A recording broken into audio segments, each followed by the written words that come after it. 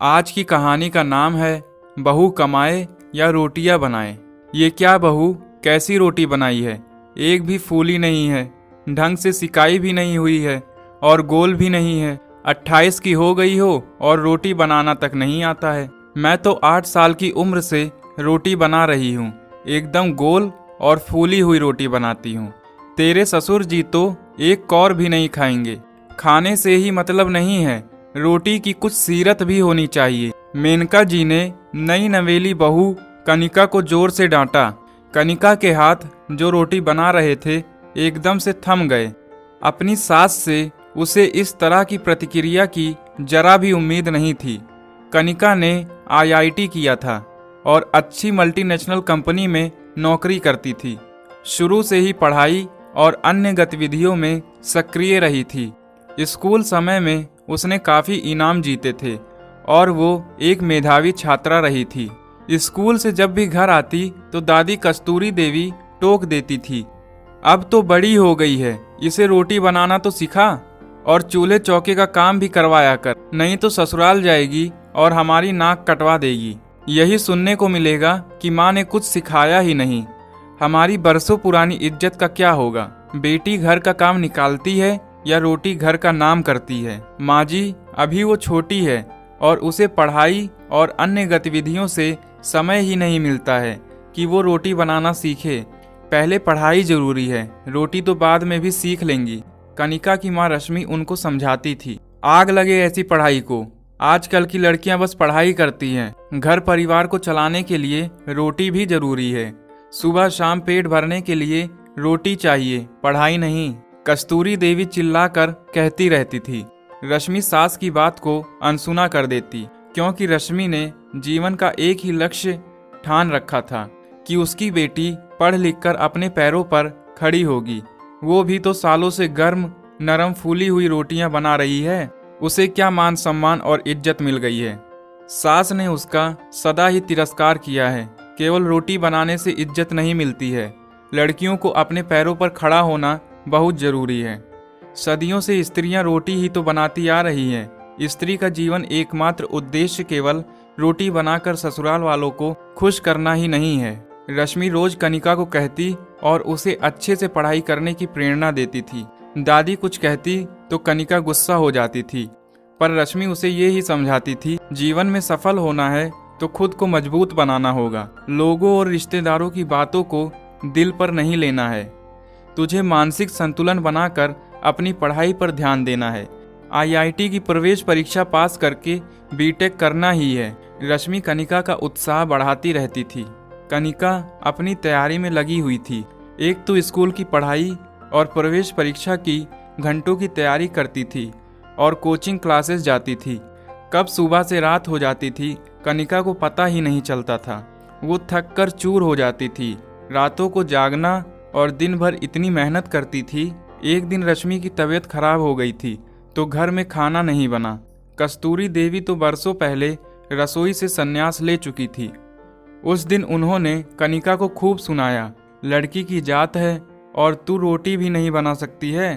तेरी उम्र में तो मैं 10 लोगों का खाना बना देती थी। कनिका ने भी सुना और अनसुना कर दिया। उसके पापा ने बाहर से खाना मंगवा लिया। नरेश जी भी चाहते थे कि उनकी बेटी अपने पैरों पर खड़ी हो जाए। वो भी अपनी माँ को समझाते थे कि माता पिता का प्यार हर बेटी को मिलता है, पर उसे अपने पैरों पर खड़ा करने का सपना हर माता पिता आजकल देखते हैं। पहले का जमाना अलग था, बेटी की शादी करके उसकी जिम्मेदारी पूरी कर दी जाती थी, लेकिन आजकल माहौल बदल गया है। सब अपनी बेटी को आत्मनिर्भर देखना चाहते हैं, उसके लिए सारे साधन उपलब्ध करवाते हैं, आर्थिक सहयोग करते हैं ताकि बेटी अपने लक्ष्य को छू ले। मैं भी चाहता हूँ कनिका नौकरी जरूर करे, अच्छा कमाएगी तो रोटी बनाने वाली रख लेगी। सिर्फ घरेलू काम और रोटी सीखने के लिए उसका भविष्य दांव पर लगा देना तो ठीक नहीं है। अपने बेटे नरेश की बात सुनकर भी कस्तूरी देवी मुंह बना लेती थी। उन्होंने पुराना जमाना देखा था और आजकल के जमाने में बहुत कुछ बदल गया है। तब लड़कियों को थोड़ा सा बड़ा होते ही चौके का काम सिखाया जाता था। 12-13 साल की लड़की पूरा घर संभाल लेती थी। उनकी अपनी सोच थी, पर पुरानी सोच से नई पीढ़ी का भविष्य तो नहीं चल सकता है। कनिका का परीक्षा परिणाम घोषित हुआ और वो सफल हो गई। अब उसे आगे की पढ़ाई के लिए बाहर जाना था, पर कस्तूरी देवी को इसमें भी अड़चन थी। बेटी घर की इज्जत होती है, कॉलेज में लड़के भी होते हैं, दोनों का साथ पढ़ना सही नहीं है, बाहर लड़की को भेजना भी सुरक्षित नहीं है। माँ जी, मुझे अपनी बेटी और अपने दिए गए संस्कारों पर पूरा विश्वास है। मेरी परवरिश कभी गलत नहीं हो सकती। मुझे अपनी बेटी का भविष्य बनाना है। रश्मि और नरेश अपनी बेटी कनिका को शहर छोड़ आए। कनिका मन से पढ़ रही थी। वो जब भी छुट्टियों में आती तो कस्तूरी देवी एक ही राग अलापती थी कि अब तो इसे रोटी बनाना सिखा दो, शादी की उम्र हो चली है, कुछ सालों बाद शादी हो जाएगी तो ससुराल वालों के ताने सुनने को मिलेंगे। माँ जी, जरूरी नहीं है, जीवन भर हमने जो किया है वो ही मेरी बेटी भी करे। आजकल बेटी रोटी चाहे बनाना नहीं जानती है, पर आजकल की बेटियां रोटी कमाना जरूर जानती हैं। समाज की सोच में बदलाव आ गया है, आप भी अपनी सोच बदल लें। इस बार कस्तूरी देवी के पास कोई जवाब नहीं था। कनिका की पढ़ाई पूरी हो गई थी, अब वो एक मल्टीनेशनल कंपनी में काम करने लगी थी। नरेश जी और रश्मि उसके लिए रिश्ते देख रहे थे, पर उसे कोई भी पसंद नहीं आ रहा था। उसने भी कोई लड़का अपने लिए कभी पसंद नहीं किया, सब कुछ अपनी मम्मी पर छोड़ रखा था।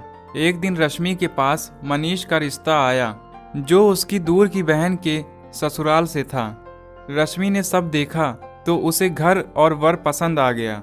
लड़के वालों की मांग थी कि लड़की पढ़ी लिखी और कमाऊ होनी चाहिए। मनीष को भी कनिका पसंद आ गई और घर वालों को भी रिश्ता अच्छा लगा। रिश्ता पक्का होने से पहले रश्मि ने कनिका की होने वाली सास को बता दिया था कि कनु शुरू से पढ़ाई में होशियार रही है, तो कभी इसे खाना बनाने का समय ही नहीं मिला। कनु को रोटी बनाना नहीं आता है। मेनका जी मुस्कुराकर बोली, हमें तो नौकरी वाली बहू चाहिए। सही तो है, पढ़ाई की है तो चौके के काम सीखने का समय ही नहीं मिला होगा, और उन्होंने रिश्ता पक्का कर दिया। मनचाहा घर और वर पाकर कनिका बहुत खुश थी। दोनों की शादी अच्छे से हो गई। सारे रस्मों रिवाज चल रहे थे। कनिका से पहले तो मीठा हलवा बनवाया गया, जो उसने यूट्यूब पर देखकर बना दिया। बाद में चकला बेलन देकर रोटी भी बनवाई गई। पहली बार बेलन हाथ में लिया और रोटी नहीं बन पाई तो सास ने सब मेहमानों के सामने ही ताना दे दिया। कनिका अपनी सास का बदला हुआ स्वरूप देखकर हैरान थी। घर से सास, ससुर, ननद, देवर और मनीष थे। रोज किसी न किसी रिश्तेदार के यहाँ खाने का न्योता मिल रहा था। सप्ताह भर बाद सामान्य दिनचर्या शुरू हो गई। मम्मी जी, मैं कल ऑफिस जाऊंगी, सुबह कैब आ जाएगी। मेनका जी बोली, वो तो ठीक है, पर रोटी कब बनाओगी? रोटी बनाना तो घर की बहू की जिम्मेदारी होती है। तुम्हें तो रोटी बनाना ही नहीं आता है। वो तो बहुत जरूरी है, जल्दी से सीख लो, अब तुम्हें ही रोज बनानी है।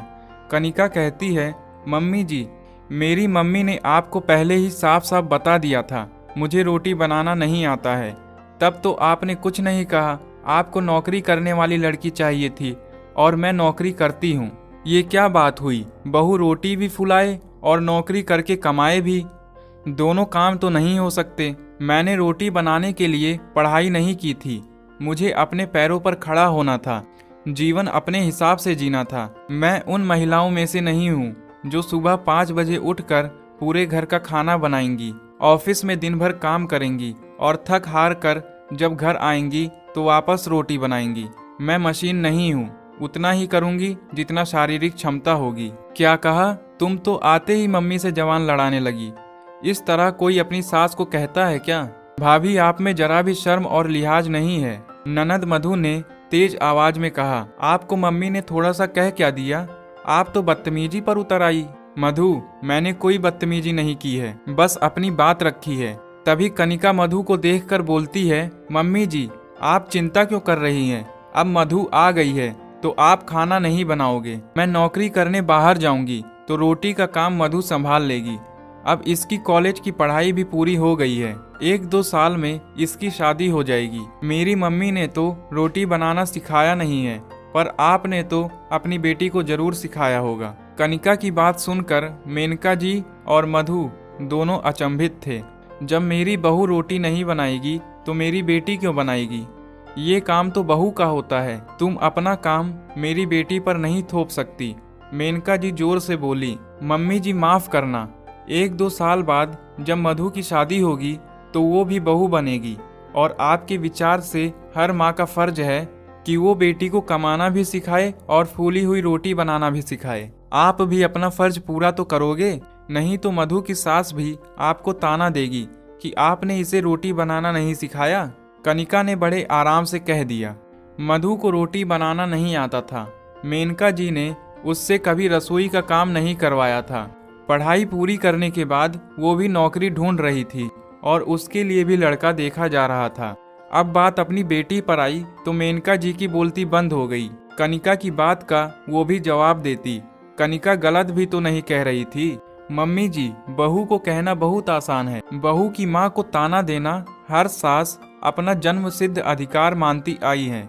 मैंने पढ़ाई की इतनी मेहनत की है और मैं इसे चूल्हे चौके में नष्ट नहीं कर सकती। आप चाहते हो आपकी बहू ऑफिस से कमा कर भी लाए और घर आकर चौके में पसीना भी बहाए। जब आदमी घर थका मांदा आता है तो उसे गर्म खाने की थाली परोसी जाती है। वो मर्द है, कमा कर लाया है, तो क्या हम महिलाओं को ऑफिस से आकर थकान नहीं आती?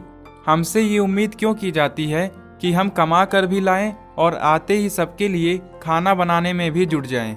आदमी एक गिलास पानी भी खुद लेकर नहीं पीता है और महिला को पूरी रसोई की जिम्मेदारी सौंप दी जाती है।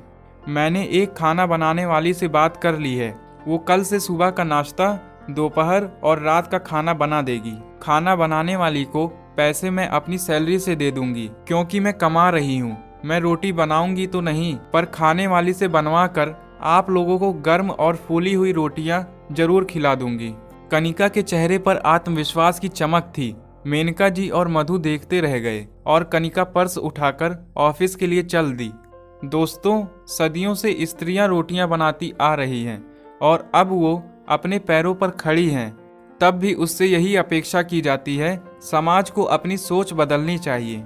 तो दोस्तों, आपको ये कहानी कैसी लगी? अगर अच्छी लगी तो चैनल को सब्सक्राइब करें और बेल आइकन को प्रेस करें, जिससे हर आने वाली नई वीडियो आप तक सबसे पहले पहुंचे। धन्यवाद।